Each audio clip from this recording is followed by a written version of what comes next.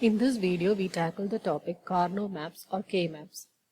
K-maps are used to represent Boolean expressions and mainly for minimization of expressions. It is a very easy method by which you can do minimization of logic expressions. A Karnaugh map or K-map looks something like this. It depends on how many literals an expression has. Depending on the number of literals, it will look like one of these formats. In the first formats, you see that is a two-variable K-map. For a two-variable K-map, two variables means there are 2 raised to 2 equal to 4 different combinations of the variables. To represent the 4 different combinations, you have 4 cells in a K-map. This is the first cell, second cell, third cell, and the fourth cell. In the second one, you have 3 variables. For 3 variables, there are 2 raised to 3 equal to 8 different combinations of the 3 variables. In order to represent the 8 different combinations of the variables, we have 8 different cells. One of these squares that you see here is referred to as a cell. So you have 8 different cells. I can have these 8 cells in 2 ways. I can have it horizontally or I can have it vertically, as you see here. In the third one, that is 4 variables, you see there are 2 raised to 4 equal to 16 combinations, and each combination is represented in one cell of the K-map, giving result to 16 cells. You see that there are 16 cells in this K-map. So you have 2 variable K-map, 3 variable K-map, and 4 variable K-maps. These are easy to minimize. The first one is 2 variable AB, second one ABC is 3 variable, and a function of A, B, C, and D is a 4 variable K-map. This is the general format of any given K-map. How is a K-map cell laid out, or how is the numbering? As we saw here, you see, it is marked as, this cell is marked as 0, 0, this cell is marked as 0, 1, this is 1, 1, and this is 1, 0. How does this marking come about? That is based on the property called cell adjacency. Cell adjacency states that two cells will differ only by a single variable. For example, if I take 0, 1, 0 and 0, 1, 1, you see that the only change is in the third variable. Therefore, these two are said to be adjacent. These two can be said to be adjacent. So, two cells are said to be adjacent if their corresponding binary differs only by 1 bit, or they have only one variable change.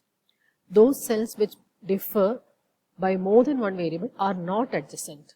It's very important to note that adjacency does not necessarily mean physical adjacency. That is, if you have a cell here and another cell here, these two are not necessarily adjacent.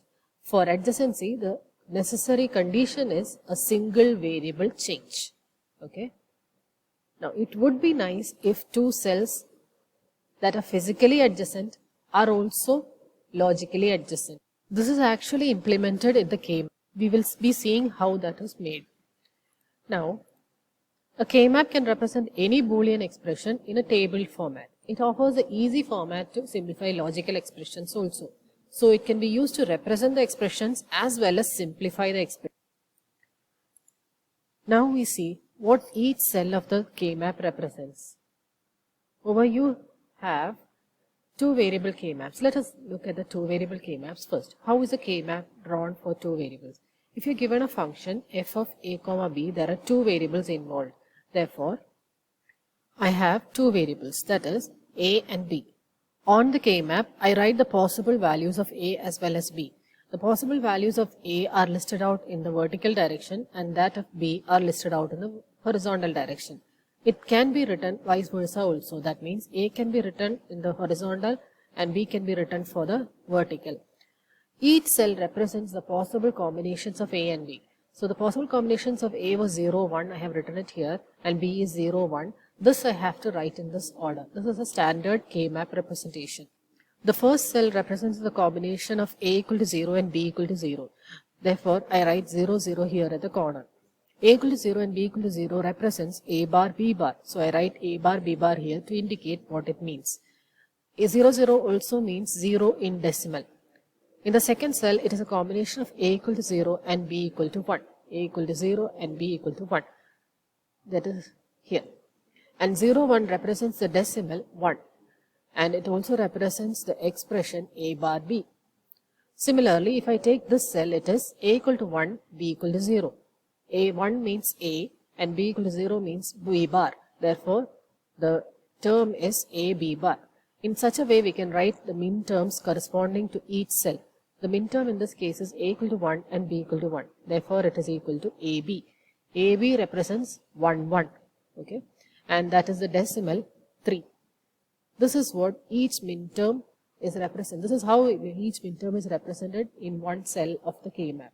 In a similar way, you can represent each cell of a 3-variable K-map also. In a 3-variable K-map, the combinations would be A, 0 and 1 on the vertical, and BC combinations are 0, 0, 0, 1, 1, 0 and 1, 1, that is represented in the horizontal.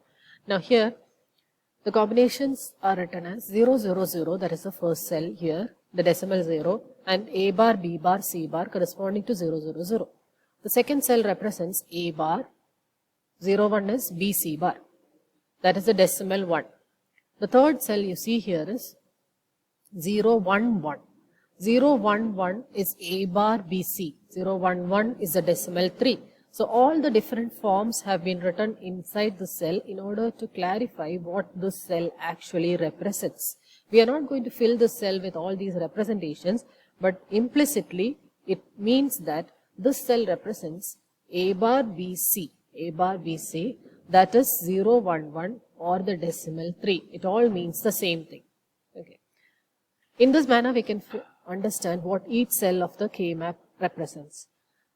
The second point that we might be noticing is that, you see, from 0, 1 to 1, 1 is actually a deviation from our normal binary ascending order. Why did we write 1, 1 after 0, 1? The reason is our adjacency property. That is, two cells are said to be adjacent if they differ by only one variable. Suppose after 0, 1, the next cell was 1, 0, as is normal in case of binary adjacency. In that case, it would be like 0, 1 jumps to 1, 0. 0 is the first bit here and 1 is the first bit here. The second bit is 1 and the second bit is 0. Therefore, both the bits have changed. Therefore, how many variables changes happened? 2 bits or 2 variables. 2 variable change or 2 bit change. That means that these two cells will not be adjacent. So physically adjacent cells would not be actually logically adjacent too, which is actually inconvenient in simplification. It would be convenient, as we will see later, it would be convenient if physically adjacent cells are actually logically adjacent also.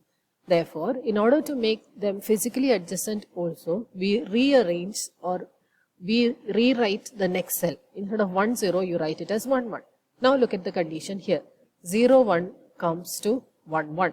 The first bit is 0, first bit is 1. Therefore, a 1 variable change has happened. The second bit is 1 here and the second bit is still 1 here. Therefore, only one variable has effectively changed. A 1 variable change is fine in order to declare it as adjacent. Now looking carefully at the cells here, you understand that physically adjacent cells means those cells that are standing right next to each other as you perceive it or as you can see it. So physically adjacent cells are also logically adjacent. Now you can simply look at the K-map and when you see it as physically adjacent, you can declare it to be actually adjacent. Okay, so it avoids a lot of complications. This is why we write the order in this way. After 0, 1, you write 1, 1 and then back to 1, 0. You see, from 1, 1 to 1, 0 also, there is only one variable change. Only the second bit has changed. Therefore, we write it in this order. And if you notice, the decimal representations of each cells is also rearranged automatically. That is, look at the first one, it is 0. Next, it is 1. Next should be 2, but it is rearranged. Therefore, the next is 3. And after that, it is 2. So, 0, 1, here it is 2 and then back to 3. Here it is 4, 5, 7 and 6. Okay. Just a point to notice. Coming to the 4 variable K-map, we can extend whatever we have understood in 2 and 3 variables into 4 variables. You see that there are 4 variables f of a, b, c and d. And 4 combinations of A and B are listed out in the vertical manner, and C, D combinations are listed out in the horizontal manner. As we saw earlier, the order in which you write the combinations is a little rearranged because we want to achieve adjacency for physically adjacent cells. So you see, after 0, 0, 0, 1, the next one is 1, 1, and then it goes to 1, 0. This is true for the horizontal part also. Please keep that in mind. Okay.